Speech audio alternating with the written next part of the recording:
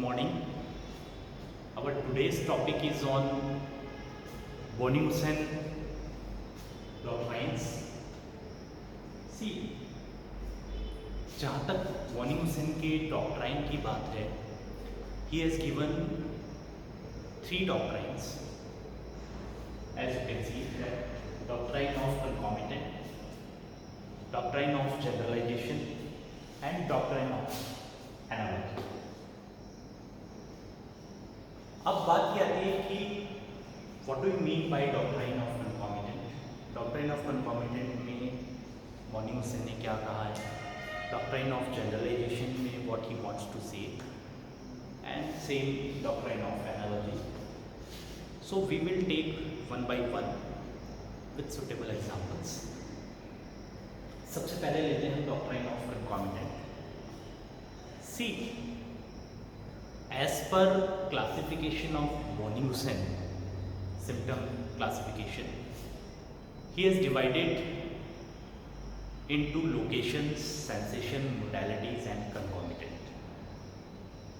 These group and this location, sensation, modality, concomitant represents the totality, right? अब बात ये आती है कि यहाँ पे बॉनी-हुसैन ये कहते हैं कि location is not related with sensation, sensation is not related with modality, and modality is not related with concomitant. हालांकि all these 4 location, sensation, modalities are present in the same circumstances, in the same individual, but they are not related with each other. So location is not related with sensation, sensation is not related with modality, and modality is not related with concomitant. They 4 are separate things, though they are present in one individual at one circumstances. This is number 1, which is there in doctrine of concomitant. हालांकि इस concept का आगे जाकर के बहुत विरोध भी हुआ कि how it is possible that in one individual location is not related with sensation, sensation is not related with modality, and modality is not related with concomitant. इसको हम एक छोटे से एक सिंपल एग्जांपल से समझते हैं. सपोज एक पेशेंट हमारे पास में आता है, हेडेक की कंप्लेंट लेकर के आता है, और वो कहता है कि डॉक्टर साहब मेरे को बहुत हेडेक हो रहा है 4 दिन से, झपक झपक करके सिर दर्द होता है, means throbbing type of pain he has. धूप में जाता हूँ बढ़ जाता है, और साथ में मेरे को उल्टी जैसा महसूस होता है. So if we divide this symptom as per Boni-Hussain analysis, so in location what we write? In location we will write that. In sensation we will write throbbing pain. In modality we will write aggravation, sunlight, and in concomitant we will write nausea. This is the simple analysis as per Boni-Hussain. Now, what he says in this, head is not related with throbbing, throbbing is not related with sunlight, and sunlight is not related with nausea. So this is what Boni-Hussain says. This is number 1. Second thing he says that according to doctrine of concomitant, any group can be a main group. Main group concomitant भी हो सकता है, modality भी हो सकती है, sensation भी हो सकता है, location भी हो सकता है. But he has given prime importance to location, according to him, he says that location is very important group, because without location, sensation, modality and concomitant is not possible. So he has given prime importance to location. That is why in repertorization purpose, he has kept location as a eliminating symptom, eliminating group everywhere. But at the same time, he also says that if location is not available, then in that case sensation, modality, concomitant में से कोई भी group you can consider as a main group and others will be concomitant. So this is what doctrine of concomitant says. So very simple. I hope I have made myself very clear. तो दो main चीज़ें हैं.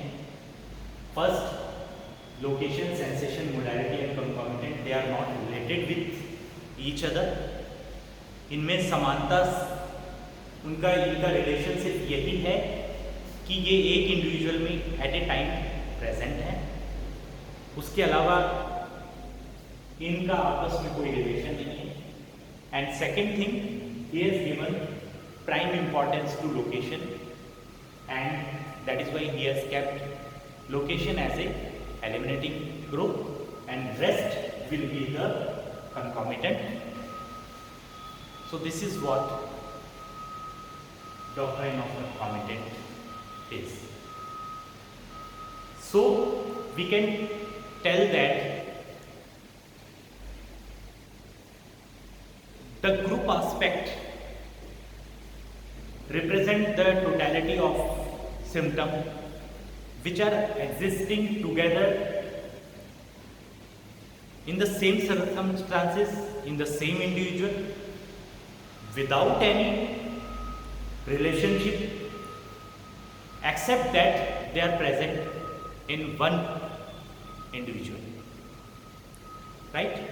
So this is doctrine of concomitant. At the same time, any group can be considered as a major group or eliminating group, but he has given prime importance to location and kept as a eliminating group. So this is what doctrine of concomitant. Next is doctrine of generalization. Now what is doctrine of generalization? Very simple, it is very simple. In very simple, if I say, अलग अलग organ, अलग अलग part के अलग अलग sensations body में होते हैं, but according to doctrine of generalization, Bonnie-Usson says that these sensations are general. It is not at all related with a particular part, but it is a general sensation of a body. That's why these sensations are written under sensation and complaints in general.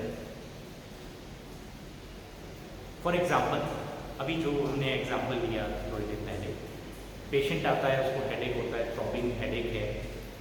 So here patient has throbbing type of pain. वो कहाँ है? That is in the head. But Boenninghausen यहाँ पे ये कहता है कि it is not the sensation of head. Throbbing sensation is not a particular sensation of head, but it is related to whole body. This is what doctrine of generalization says. So all the sensations which are felt in the different parts of the body, these are the modified conditions, and each sensation have been generalized and written in sensation and complaints in general. So this is what doctrine of general relation.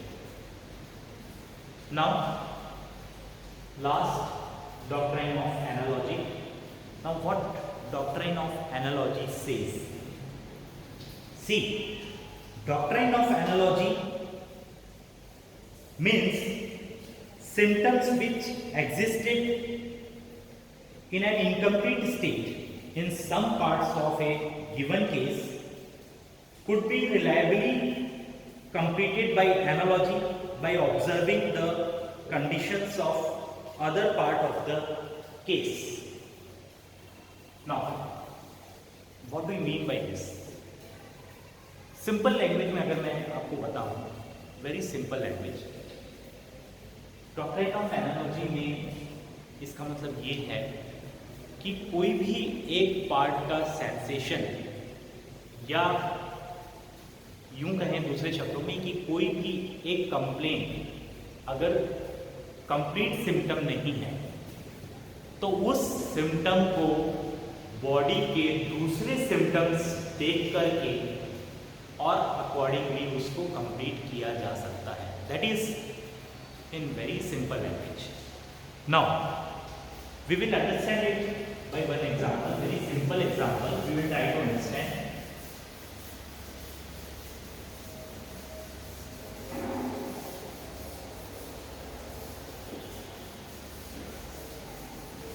We will try to understand doctrine of analogy.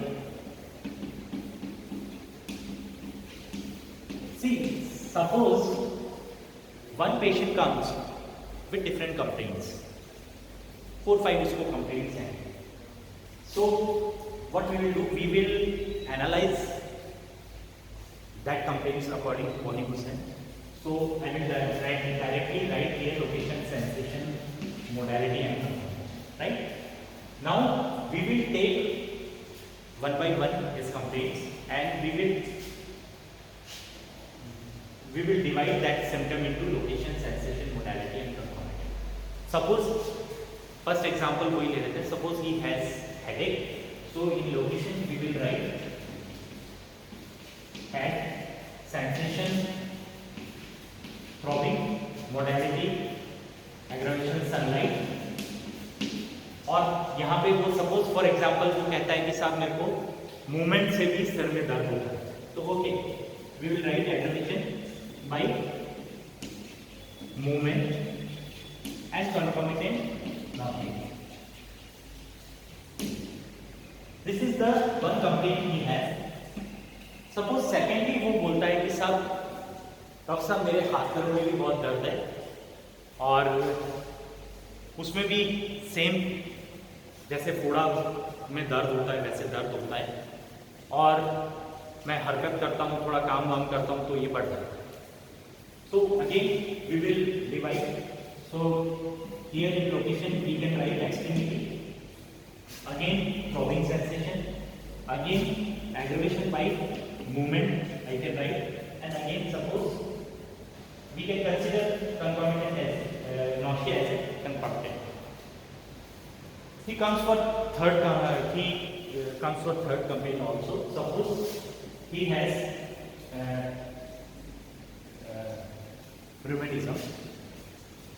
Rheumatism. वापस वही same कि साहब हाथ पैर में थोड़ा काम करता हूँ तो पेन बढ़ जाता है, थ्रॉबिंग टाइप का पेन है. और साथ में वीकनेस, फॉर एग्जांपल हम कहते हैं कि वीकनेस जो है we can consider as a compound. So again we can consider extremity as a location, throbbing type of pain, aggravation movement, and here we is weakness, so we will take as a weakness as a concomitant. So now three symptoms he has given and he has divided three symptoms into the location, sensation, modality, concomitant as per Bonnie-Hussen analysis. अब आता है fourth complaint. Suppose he tells that I have pain in my stomach. Again it is throbbing type of pain, and suppose he tells that I don't know what is the modality of my stomach ache. So we will write here abdomen as a location, throbbing type of pain, and here he is unable to tell the modalities. He is not able to explain what is the modality. So we will not write here, and suppose he again weakness or nausea is the concomitant complaint, that is not much important. So now all these three symptoms are complete in terms of location, sensation, modality and concomitant, but this fourth one is not complete. Why it is not complete? Because we don't have perfect modality to complete the symptom. Now here the role of doctrine of analogy comes. Now in this situation, what Bonington says, that you take the modality of other parts of that patient and you consider the same modality here also. So in first complaint, modality was sunlight and movement. In second complaint, again the modality was movement, aggravation movement. In third complaint also, again aggravation was movement. Aggravation by movement was there. So according to doctrine, as per the modality of other complaints, we can write that this abdomen is also aggravated by movement. And we can write here aggravation by movement, and like that we can complete this symptom as per doctrine of analogy. So I think with this example, it is very clear now what is doctrine of analogy. Okay, so any symptom which is not complete can be completed as per doctrine of analogy by observing the modalities of the other parts of the patient. So that is doctrine of analogy. So I hope doctrine of concomitant, doctrine of generalization and doctrine of analogy is clear to you. Thank you very much.